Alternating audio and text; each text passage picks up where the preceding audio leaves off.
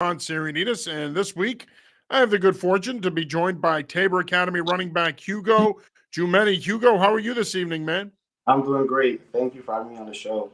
Oh, anytime, man. I really appreciate it. Thank you for taking the time. And, I just want to jump right into it. Obviously, last year, Jeff Moore takes over the program at Tabor. And I remember looking at the roster he had assembled. Jeff and I know each other well. And then I came to your game against Nobles, and I got a chance to watch you play. And I remember talking to Coach Moore after the game on the field. I interviewed him, and then we were just talking. And I'm like, okay, I kind of knew when I said to him, when I looked at Hugo's measurables, 6 feet, 205, I'm thinking, all right, big back, probably runs hard. You put on a show that day. And then you went on to put on a show the rest of the season. So, how did you end up at Tabor? Talk a little about your backstory. How did you end up at Tabor, and how's that experience been going for you so far? Well, how I got a tape, it was a long story. So basically, I had this trainer back in Canada, and he's trained a lot of D1 athletes and NFL athletes too. And so he knew Coach Moore because he sent him like a dude a while ago. And so basically, how my trainer recalled this to me, he said that one day Coach Moore called him and asked him if he had a running back which filled the certain criterias, right? And he basically just referred me to Coach Moore. And from there on in, it kind of just happened. I went through the whole application process and I got into Tabor, and the rest was history. Yeah. And so you make the move to Tabor, and first of all, how long have you been playing football before you came to Tabor? Ooh, that's a great question. I think I've been playing for like 11 years, something like that. I started young, yeah. Yeah. So you come to Tabor, and obviously moving to a new country, boarding school, whole new experience. But the thing that makes the boarding school experience so good in many ways is, especially for a kid like yourself that could be, and we're seeing a lot of this with boarding schools here in New England now, where a lot of kids from Canada are coming down to play, and kids from other parts of the world. The thing that makes that so cool for you is not only are you here going to high school and playing football, but you're living away from home. How much has that experience helped you so far in terms of your growth as a person? I think it's helped me a lot because when you are in like a community where everybody lives together, I think it really helps you develop as a person. You learn some things that you didn't know before. Like you have to be nice to the people and stuff. So like yeah, it helps a lot. That always helps, right? Being nice to people, I guess.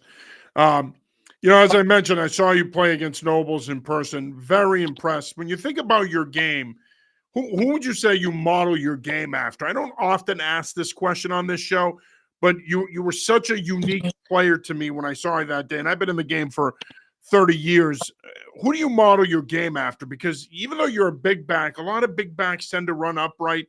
That's not you, man. I mean, your running style is pretty unique in that you're a big back, but you're also a slasher and a guy that can make people miss in Yeah. space.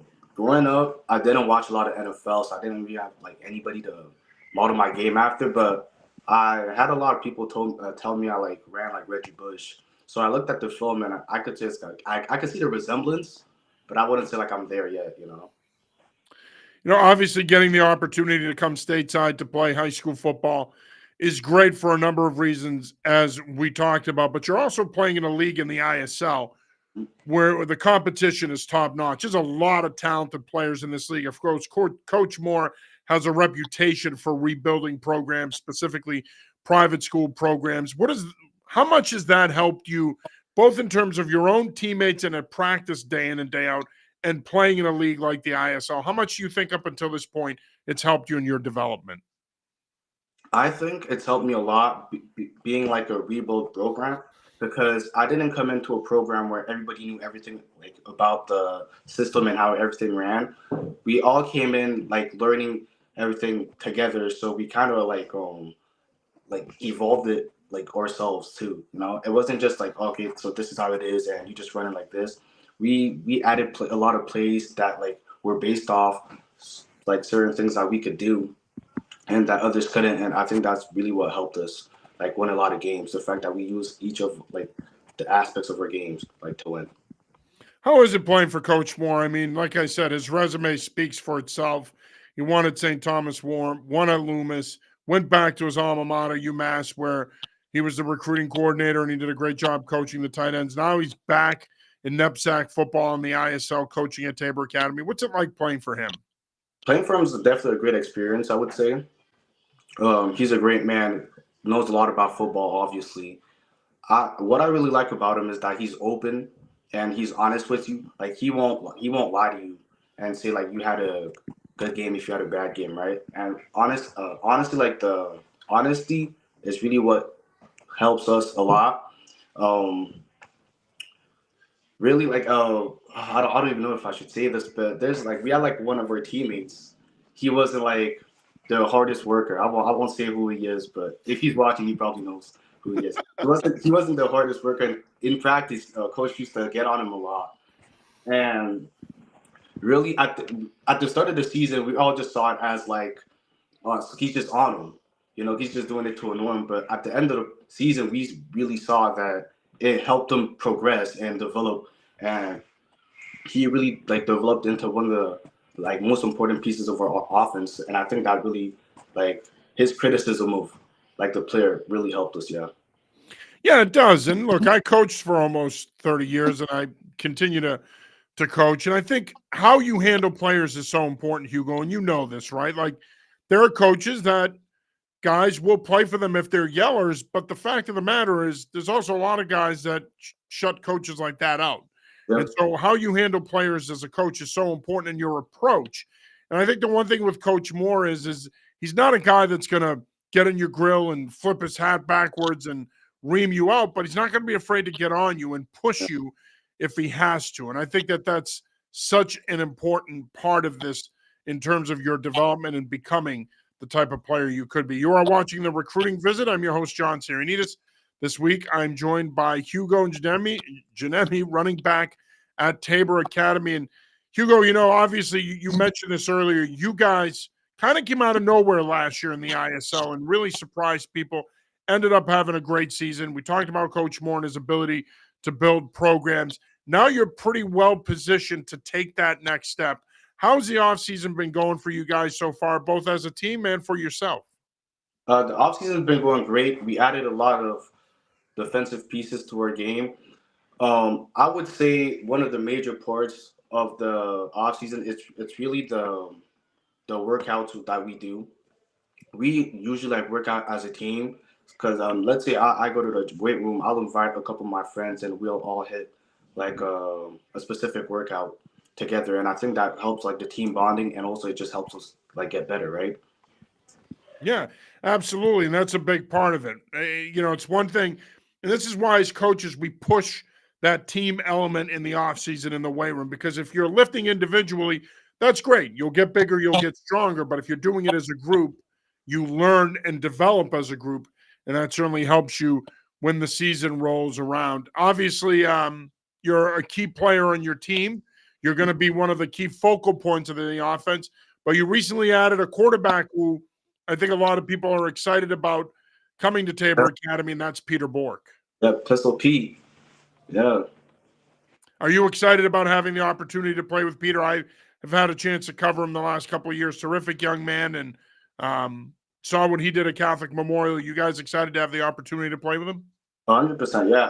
I've been in contact with Peter for the past couple of weeks, just talking to him on Instagram. I haven't had the chance to catch a ball from him yet, but he came a couple months ago and he threw for a couple receivers and they all came back and they said like you could hear the ball as it moved through the air, like you could hear it whistle. It was crazy, but I'm very excited to play with him. Yeah, no, I think he's coming from a winning program like CM. Certainly, he's been around success and he's a terrific young man, and he's going to be a good fit in your offense at Tabor Academy. If I asked your teammates to tell me 3 things about you, what do you think they would say? That's a hard question. I wouldn't know. I think they'd say I'm a winner. That's what I think they'd say. But they'd also say like I don't talk enough. That's one of the. You're a man of few words. Yeah. And what do you think your coaches would say? If I ask Coach Moore, and he and I are pretty tight, what are 3 things that he would say in terms of describing you? He said I'm a great player, that I need to be more active in my leadership, and that I need to work harder. Yeah, that's all good. That's, and I appreciate your candor and honesty there because, as you said, the leadership piece, working harder to be a leader, that doesn't come easy, right? Like, not every, and I say that to people all the time. I do think that leadership is something where you innately need to have something in you to be a good leader. You Mhm. don't have to be the rah-rah type, put your face through a window to get your teammates riled up, but your play can also do the talking and you can lead that way. And I suspect in your case, your play does a lot of the talking for you. Yeah, that's what I'm going for. I'm not the most talkative, but I try to show it all like on the field. Yeah, and lead by example and lead in the offseason in the weight room and the first in, last out mentality. I think it really helps. Obviously, another question that I ask that I think is important, and I know college coaches who are going to watch this are going to want to know the answer to this question as well. Why do you love playing football? Why do I love playing football? Probably because when you join a football team, you really just join a family.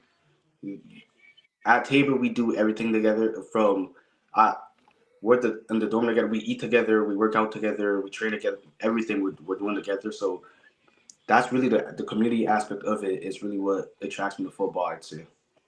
Yeah, it's one of my favorite aspects of it as well. Just being together, the idea of the camaraderie with the staff as a coach, with your players. It's the ultimate team game, and that's what I think makes it the best sport because there's certain elements of it that are unmatched. Yeah, you'll get the team element in every sport, but when you look at the size of the roster and the amount of people it takes to come together on a week to week basis to win one game, it's not like some of these other sports where you're playing multiple times a week. You're only playing once a week in football, and you're only playing an opponent once a season. It takes a lot to bring people together to get the job done on a Friday night or a Saturday afternoon. I mentioned college coaches.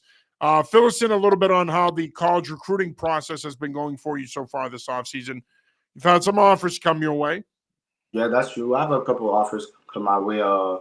Right now it's been going pretty well actually. I'm talking to a couple of schools, and I think that near the start of fall, I'll have a lot more offers coming my way. Yeah. And obviously, coming up in May, of course, you're going to have the showcase days in Connecticut and Massachusetts, which is one of my favorite events that we cover. We're excited about that. How important are those showcase days for you guys to be able to get in front of these college coaches, work out, and get to talk to them? Very important, I'd say. A lot of my teammates they've been talking about it. They're excited to go, and I'll probably be making an appearance too. Um, Really, I think that putting because I feel like New England football we don't get enough respect and love, right? And just being in front of coaches, I think that's such a great opportunity for us. So that's why they we hold it to such high value. Yeah, and again, the opportunity to get in front of college coaches or a large number of them, right? Like for them, it's one-stop shopping. They can go to each of these campuses, see you guys work out and get to know you. But in many ways, it's the same thing for you guys too. The amount of coaches you're going to talk to on that showcase day, you're probably not going to be able to get in front of that many coaches in the course of a year or an off season, but you're going to be able to get in front of a bunch of them during the course of one day. That I would imagine that for you guys, that's got to be just as important as it is to them coming down to see you practice. Yes, sir. And obviously, we talk about the college game. Have you thought about what you would want to major in? Have you thought about what you want in a school? Because that's an important part of it, right? In this day and age with the portal and NIL, there's so many pulls in so many different directions. Have you thought about what kind of school you want to go to and what you could potentially major in? I want to go to a school with I'd say a winning culture. That's the most important thing for me. I can't go to a school that they don't value winning enough. Yeah. And what about the academic piece? Have you thought about what you would possibly major in? I've been looking into engineering and computer science. Awesome. Yeah, no, and that's the thing. Those are great majors. Obviously, you want to find the right school that'll fit you. When the time comes to make a decision, Hugo, is that going to be your decision, or obviously, I'm sure Coach Moore, you'll value his input. How much of a role will family play in your decision to commit to a school? Family, I don't know. I don't. I like to live life like for me, like myself. I don't like really pleasing others. So I think if I'm making the right decision, it's my decision, like my decision to Yeah. make. Yeah. You know. It's got to be a school you're comfortable with. It's got to Yeah. be a program you want to play in and have a rapport with the And staff. a lot of my family don't really know a lot about football, so I don't think like their input is like that important when it comes to football. Right. Ultimately, it's your decision. It's your life and where you're going to play. And as I mentioned earlier, the portal and NIL has really changed the landscape in college football. How important do you think is it for you to make that decision sooner than later? The NIL piece. No. The decision in terms of where you want to commit. I don't know, really. I'd have to think about that more. Yeah. Yeah. Obviously, there's a balance in life. You love playing football, it's a big part of your life. But you also have to have that balance, right? What are some things you like to do when you're away from the game, when you're not in the weight room, when you're not on the football field? I just like hanging out with my friends. Honestly, I'm actually at my friend's house right now. Um, after this, I'm probably gonna go hang out with them. Yeah. Yeah. But you have no other interests like, you know, Oh, yeah. I have a lot of interest. Really, what I like to do was play chess and solitaire. That was really wow. my big thing. You, you'd kick my ass. I don't know the first thing about chess or checkers. It's embarrassing. Three things I suck at: chess, checkers, card games. I don't know a damn thing about any of them. And Nah, when I run into young people that are good at chess or checkers, I'm impressed because I'm like, I never learned how to play as a kid. yeah, it's very complex. I'm not the greatest. I wouldn't say I'm the greatest, but I'm like interested in chess and solitaire and all that. Oh, that's awesome, man. That's great stuff. And like as I was saying, you need that separation from it because you can be a gym rat, you can love the game, but like anything else, right? I mean, stuff can wear on you as well. You need that time getting away, hanging out with your boys, and doing the things you like to do.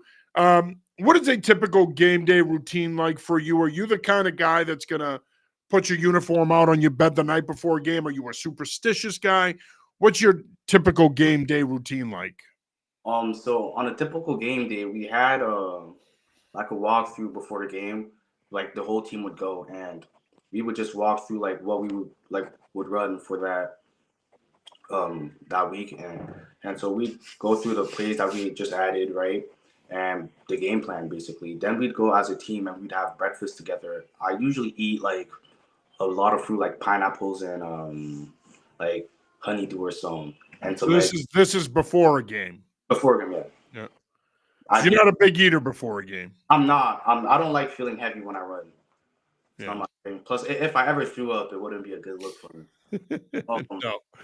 No, but it's interesting because I'll talk to people on this show that'll say, "Oh, I'll eat a sub before a game, or I'll go to Chipotle, or I'll go to Jersey Mike's." I'm like, "What are Never. you doing, dude? Like, I could never. that's not good." I just need to get the right nutrients in, and then we'd probably go out on the field like pre warm up. Basically, we'd go out on the field, catch a couple balls, warm up our bodies, and then we'd have to go through warm up. Actually, as a whole team, we'd warm up, and then we're ready for the game. Yeah.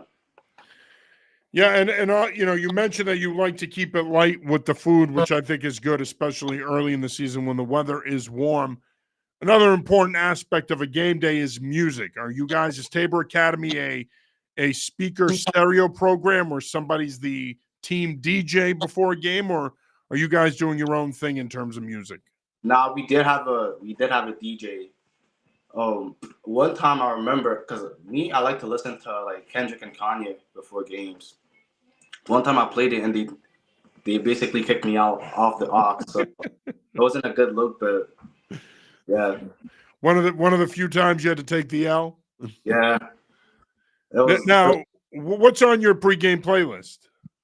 a lot of Kendrick, Kanye, Tyler the Creator. I don't really like listening to music that much before games. I don't think it like helps me concentrate or whatnot. Right, But on the bus there, like if it's 2 hours, I'll listen to some.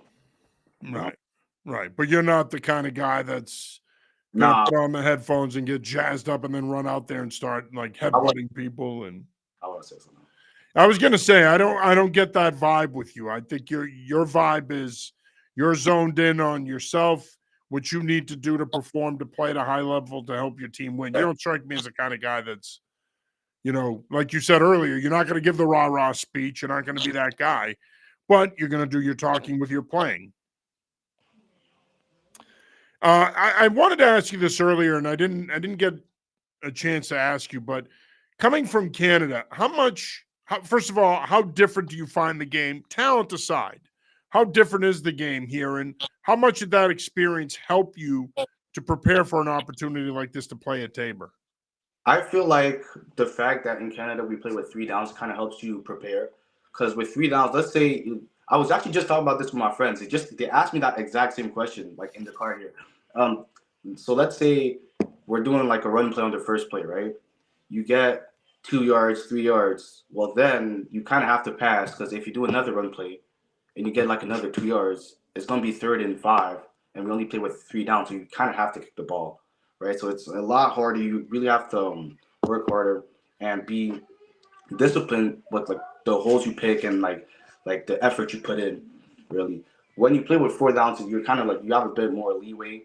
I'd say with the play calling and all that. I'd say that's a big. So the strategy, in many ways, the strategy is very different. Yeah, you have to value your downs, because you just can't throw them away, because like a second down is a lot. It holds a lot more weight in Canadian football. Also, the size of the field in Canada, it's a lot. Like the field is a lot bigger, and I feel like that helps you, because in Canada you have to utilize your speed a lot. So I feel like on a smaller, being able to play in space. Yeah, and on a smaller field, that really helps.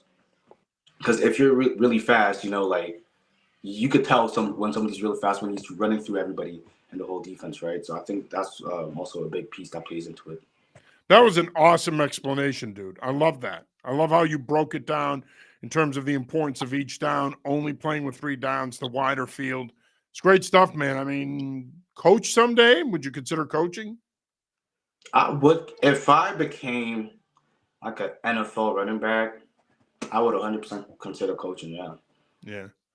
Yeah. No. Well, you certainly, obviously you thought this out, and you have a mind for the game for sure. Final question here, Hugo. And again, I want to say thanks for taking the time, brother. Really appreciate it.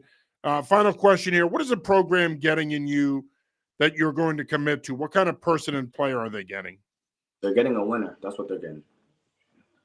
Yeah, they're getting somebody who doesn't give up, somebody who works, somebody who wants to win. I think that's really the major parts of it.